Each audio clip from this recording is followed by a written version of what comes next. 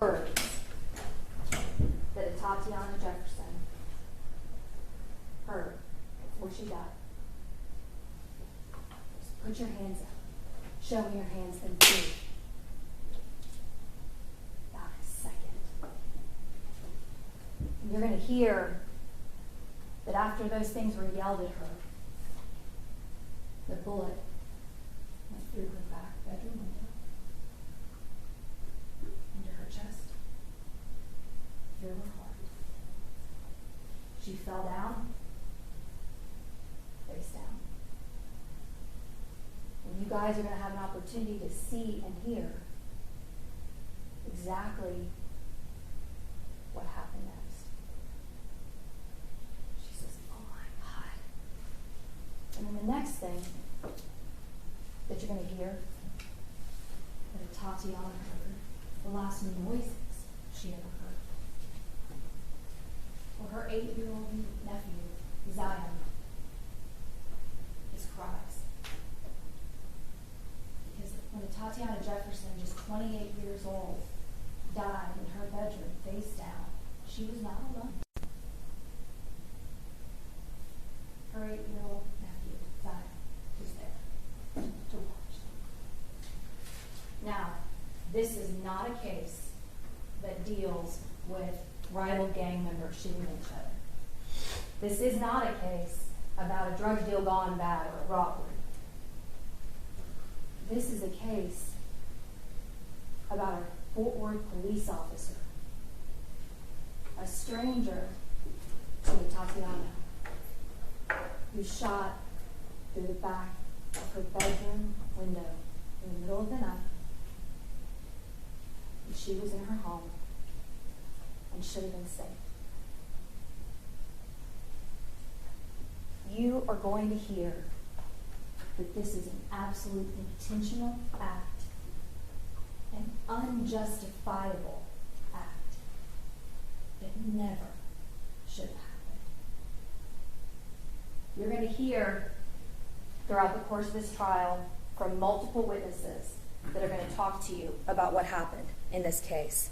They're going to hear and talk to you about what happened and how we got to Atatiana taking her last few breaths in her home. So how did we get here? What happened? So we go back. October 11th. Atatiana was killed, murdered by this defendant on October 12th of 2019, around 2:33 in the morning. So we back up to October the 11th. So October the 11th started for Atatiana and Zion very similar than a lot of other days. So you guys are going to learn a little bit about who Atatiana was. Atatiana was 28 years old. She had 3 siblings. They're right over there. Amber, Ashley, and Adarius. They call themselves the A-Team. Tatiana's mom, Yolanda Carr, she lived in the house with Atatiana off 1203 East Allen, the east side of the world. And Zion lived there too. So Atatiana, raised in Dallas, went off to school at Xavier University, graduated her biology degree. After that, you're going to hear how she came home. And in 2019, she had moved in with her mom, Yolanda Carr, off East Allen, to take care of her mom's failing health. She was also there to help take care of Zion, help raise him, because at that time, Amber was having some severe health issues with her heart. And so Tatiana was living there at that house, helping raise Zion, teaching him the responsibilities, day-to-day, chores. And you guys are going to hear on October the 11th, just a regular day, that Tatiana had taken Zion outside. He's 8 years old at this time. And let me tell you, Zion's very rambunctious and energetic, as many 8-year-olds are, right? And you're going to hear from witnesses that will describe neighbors across the street that saw Atatiana and Zion outside, her trying to teach him how to mow the lawn. So this neighbor sees Zion running across the lawn, pushing a lawnmower, trying to learn how to veg. After that, on October the 11th, they went inside and they had dinner that night. They burned the hamburgers they were making in the kitchen. So there was smoke. So both the front and the side door of this house, they opened to let that smoke go out.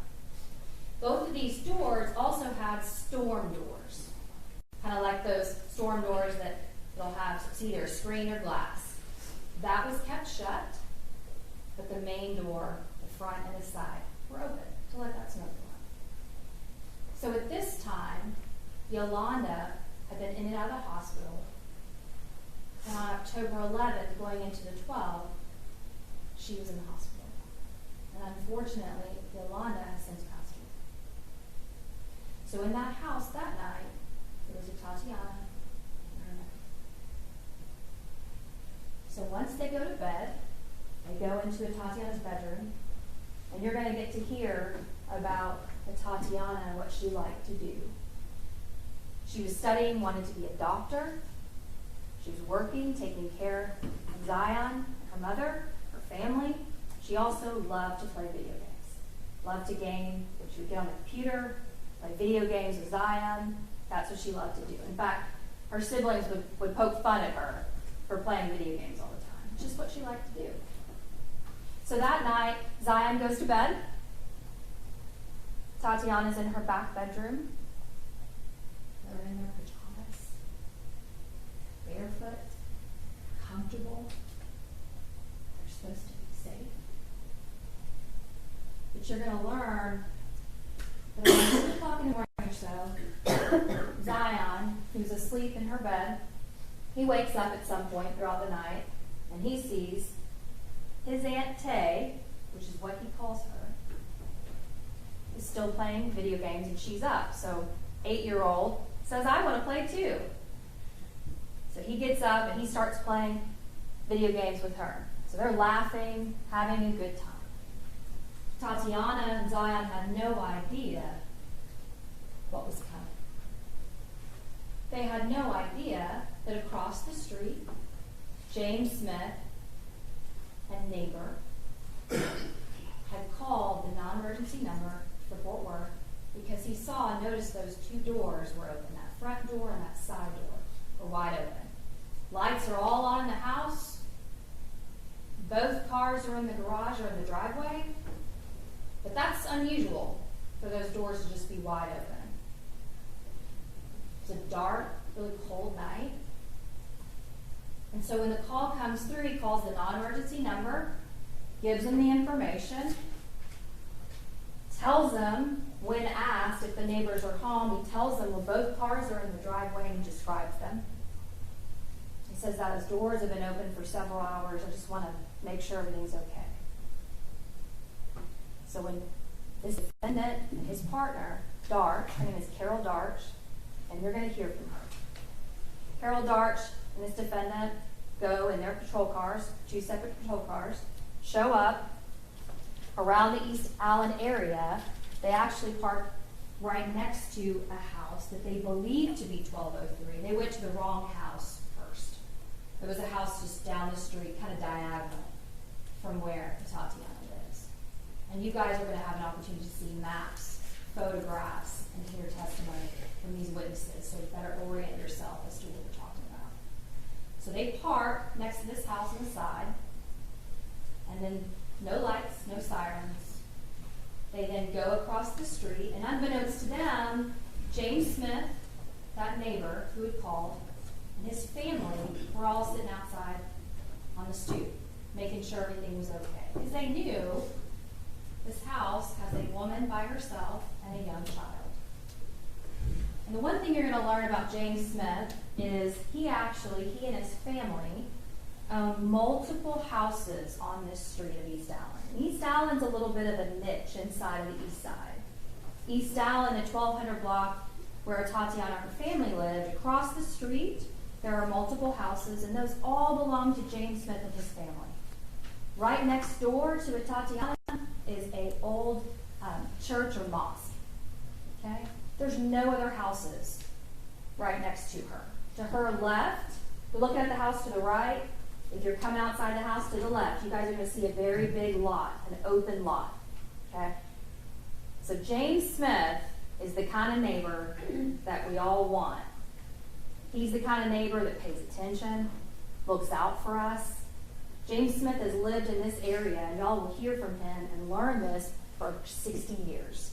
He's kind of like the mayor of this particular street, right? He's the guy that tells you your package is on the front door. He's the guy that watches out and knows everything about the neighborhood. He actually takes a particular amount of pride. He's like the guardian of that particular area.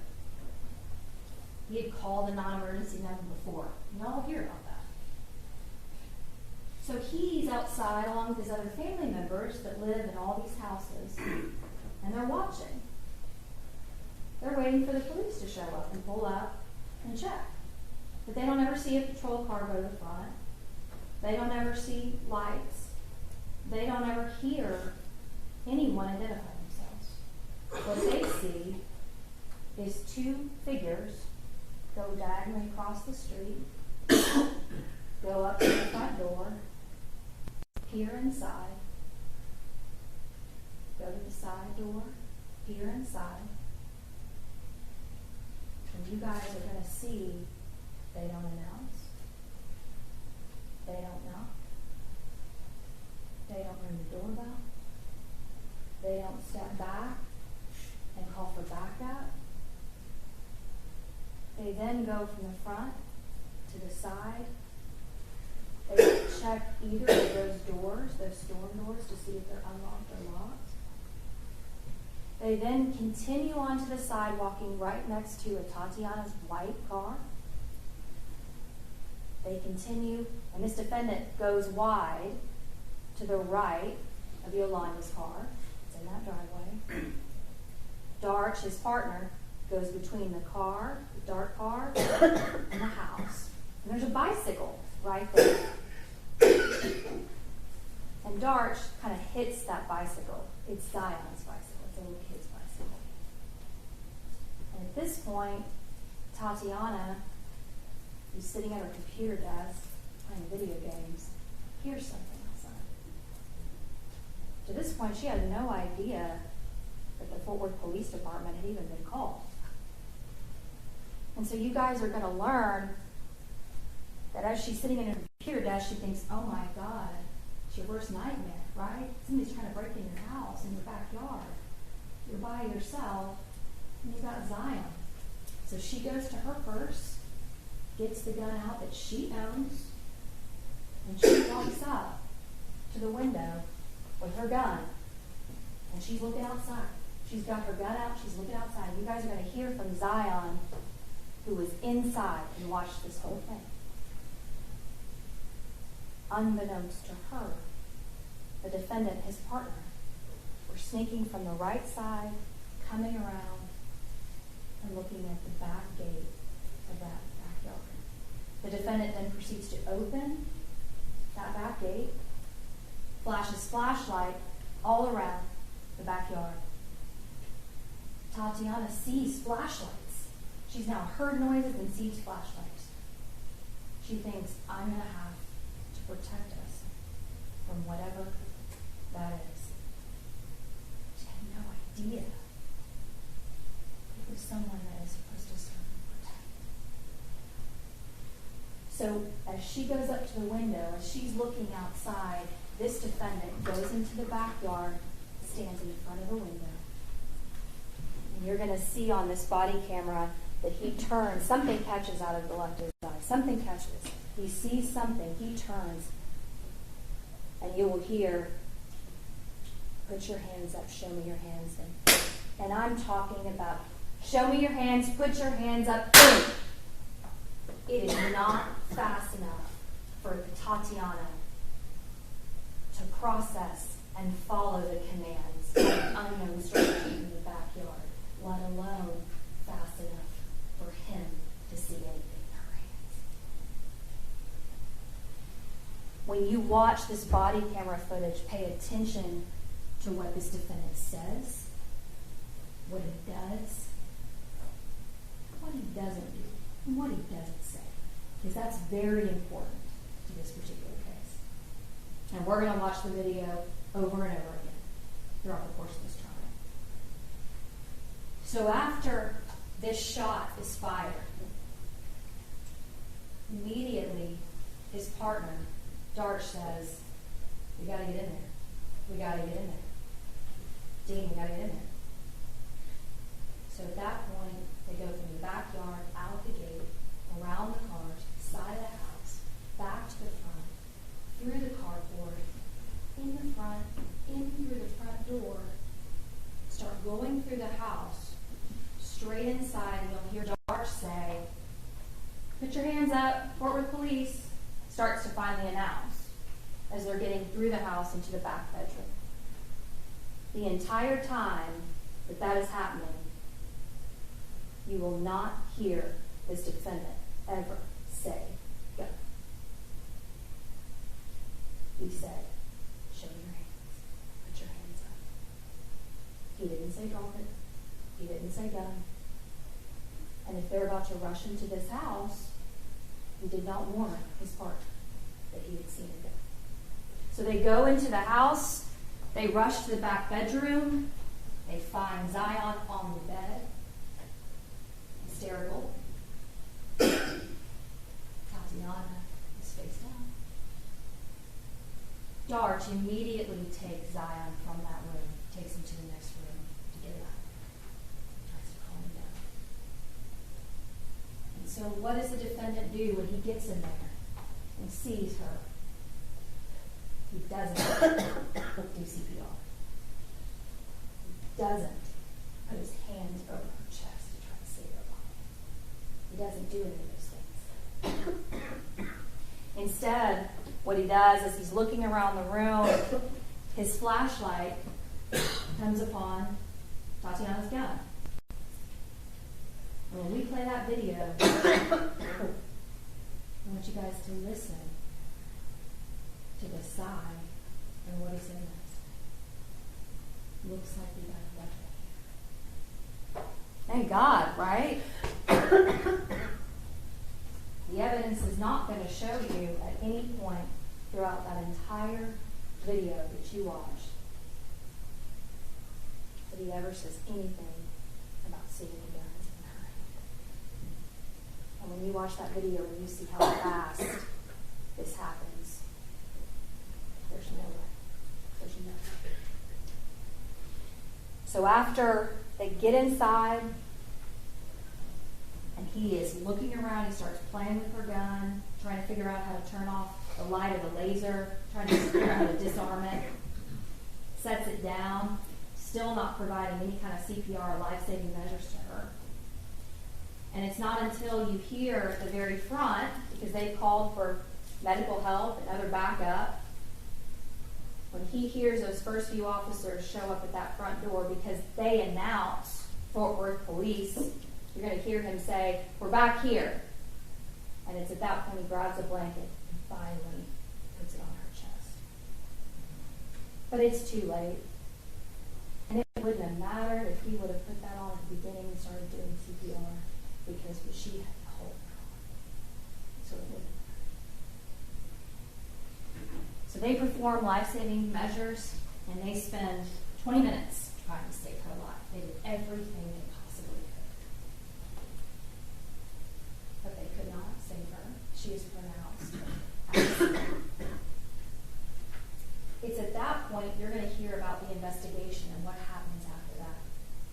You're going to hear about how Darch, his partner, when all the different supervisors, the entire Fort Worth Police Department shows up out there at the scene, that Darch does what's called a walkthrough of the scene. This is something that is done in police shootings. So she goes through and does a walkthrough. Here's where this happened, here's where that happened. She does not do that, though, until she gets the benefit of having her plea attorney there. And when I say plea attorney, I don't mean these two folks, not criminal defense attorneys. but attorneys that are provided to law enforcement by the associations. They get the benefit of having that attorney show up and be with them right after the shoot. So she does a walkthrough, explains what she has seen, what happened, from what she remembers. She's put into a patrol car, and then she is taken to the major case unit, which is a part of Fort Worth Police, and they investigate police-involved shootings, any incidents involving police. So the major case department has that particularized knowledge and training, and they handle these cases. So they did their own investigation. They interviewed Dart 2 different times, went through what happened. They looked at that video over and over and over again, frame by frame, slowed it down. They met with multiple witnesses, medical personnel, went out to the scene. Crime scene is going to testify. They're going to talk to you about what they did out there at the scene. You're going to see a bunch of different photographs so that you guys can really see and envision this house and this backyard. They took measurements. They collected the guns from both the victim from her house and from the defendant. And you're going to hear that after Major Case interviewed all of those witnesses, reviewed the 911 calls, the video, looked at all the photographs, were out there at the scene, that they determined that there was sufficient probable cause for an arrest warrant affidavit to be given to a felony district judge, just like this judge. And that judge signed an arrest warrant for this defendant to be arrested for murder. At the conclusion of this case, after you hear all of the witnesses that are going to testify, you listen to that 911 call. You look at those photographs. You watch that video as many times as you need to. Thank God we have it. After you look at all of the evidence in this case, you will be sure, beyond a reasonable doubt, that this is murder. You're going to know that this is not self-defense. This is not a circumstance where they're staring at the barrel of a gun and he had to defend himself against that person or to protect against his partner. The evidence will support he did not see the gun in her hand. This is not a justification. This is not a self-defense case. This is murder. Your home is supposed to be the one place on earth that you get to go to be safe, to seek shelter, to seek refuge. But for Atatiana Jefferson, her home was not her refuge. It was not her sanctuary or her safe place. It was her demise. And she left in a body bag because of what he did. And so we're going to ask you to hold him responsible because that's what the law and the evidence demands. Thank you. Mr. Gill, Mr. Brissett.